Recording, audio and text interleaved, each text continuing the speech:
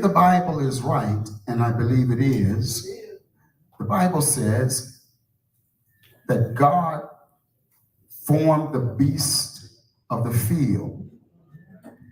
And every beast, when he formed them, he brought them before Adam and said to Adam, name them. Now, I heard you say, when he said elephant, the elephant made a noise, and chicken, the chicken made a noise. But watch this, name denotes nature. When that thing was formed, it didn't take on its identity until Adam called it. It was not formed what it was, it became what it was when Adam named it, because name denotes nature. Where are you going with this, Bishop? Well, if that is true, watch this. Adam knew that the dog was a dog, the bear was a bear, the lion was a lion. But he also knew that the serpent was subtle and crafty. So I'm confused now, and this is for the sisters. I just want to pour into us. This is for the sisters. Why then would Adam allow the serpent, who is subtle and crafty, to speak with Eve? He literally left her uncovered. Now, wait a minute. Wait. We say that Satan came, we say that Satan was a serpent. Satan was not a serpent. He took on the form of... Why is that important? Because if you know who Satan was, he was Lucifer, and when he was in heaven, he was actually third in command. And not only that, he was very beautiful. I'm gonna drop the mic and run out of here. There's no way in the world I'm gonna let a beautiful man get in the ear of my woman. It just ain't gonna happen. But Adam stands there and watches Satan. Watch this. Well, since Lucifer took on another form, I hear y'all. Yes, but he didn't look like Lucifer. He looked like a Satan. He looked like a serpent. But wait a minute, Adam. You named the serpent. You knew he was subtle and crafty. You knew he couldn't be trusted. I'm not going to let a pretty man talk to my woman. I'm not going to let a sneaky man. Matter of fact, I ain't letting no other man in my woman's ear. I'll drop the mic and go to the house. I'll drop the mic and go to the house. Because I'm through. I'm really through. I'm going to drop the mic and go to the house. This is for the single women. Because if Adam was the covering for Eve, who was his wife, who then becomes the covering for you who have no husband?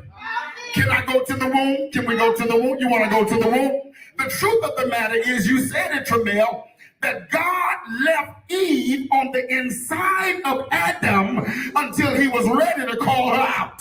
So can I tell you what? You don't have to worry about who's covering you. The man God created for you got you covered. It just ain't your time to come out yet. I'll drop the mic in the home. You want to lift your head, sisters, and God, keep me covered. Keep me covered.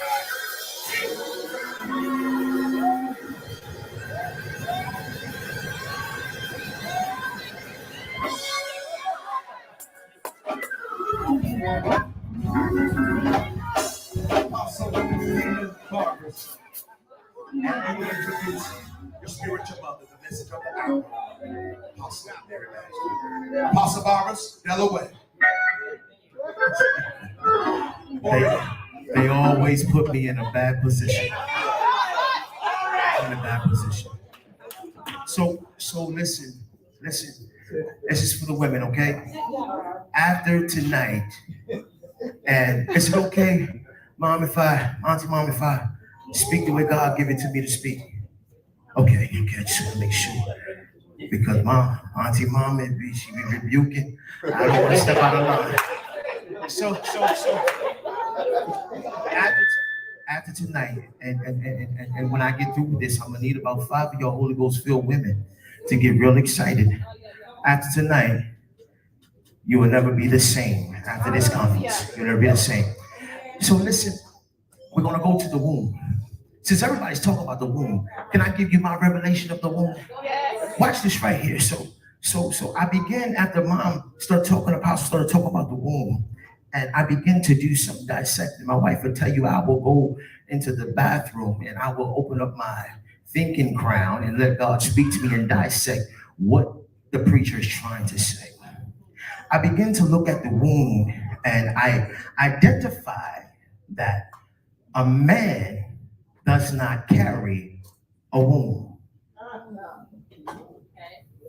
Does not carry a womb. After Eve came and Adam had to give up his womb to the woman, a man could no longer carry a womb.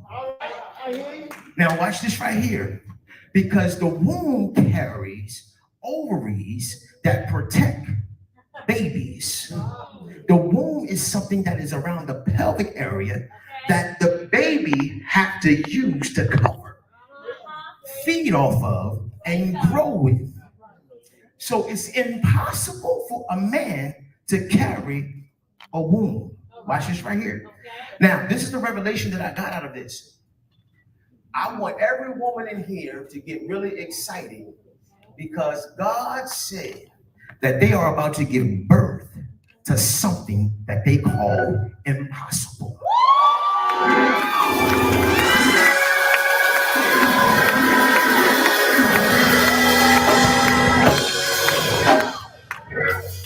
The Spirit of the Lord told me to tell all of the women in here on tonight, because after he said it was my turn, after him, he started talking to me. God, what you want me to say? He said, let the women know in here that I did something that man may call impossible and made it possible. How did he make it possible? Well, I'm glad you asked. He made it possible because now that the woman can carry all promises. And not only can they carry the promise, but they can give birth to the promise.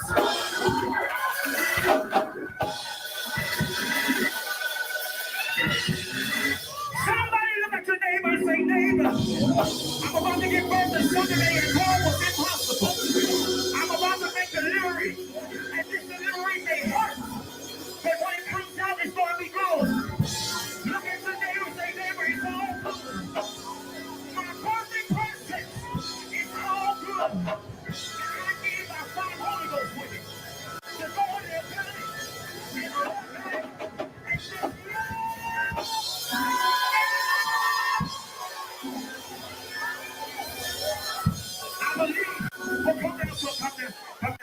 I believe, Apostle. I believe my brother over here did it the best. They told me he did it on the last conference when he just went back and said, ah!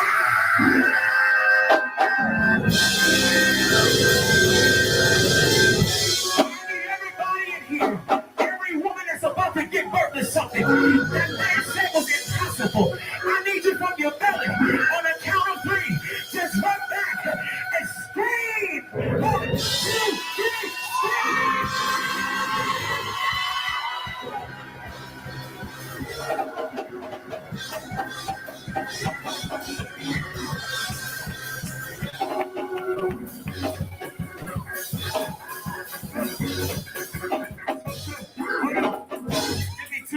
And I'm gonna get on out your way because I got to introduce Mama. Y'all stay excited. Y'all stay excited. Give me 2 more minutes. I'm gonna let you know something. I heard the name Deborah earlier, and I began to think about Deborah, and we may call her Deborah, but it's really pronounced Deborah. And I began to think about her, and Apostle said, where was Barak? Where did he find her at? I'm telling you the power of a woman. Not only will you carry promise, but God told me to also let you know that your voice is going to make a difference. Oh, you're listening. And the reason why your voice is going to make a difference is because just like Deborah, she was put in a position of authority. I'm going to bless you real good in 1 second. She was put in a position of authority because y'all know her as the judge and the prophet. So that's jurisdiction, that's authority, that's kingdom. Yes, it is. Yes, it is. And that's not only is that, but that's government. She was a judge. And Barak came up and Deborah said, listen here, honey, I need you to go and fight this war. I need for some of you married women to tell your husband to go fight a war. Don't worry about it, but God is going to show up. I'm here to prophesy to every last one of you that this next battle, God is going to show up.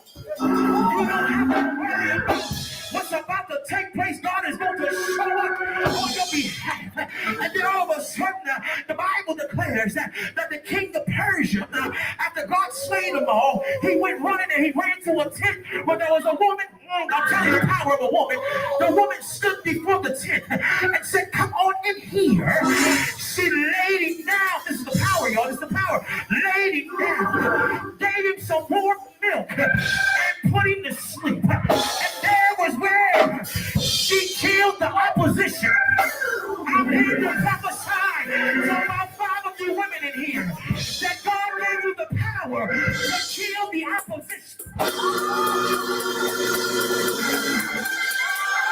He gave you the power to kill the opposition. Look at another woman and say, "Girlfriend, I'm here to tell you that what happened last year is not going to stop this year. What transpired in your last year is not going to hold you up on your feet. But this is the season. God is called. You know what?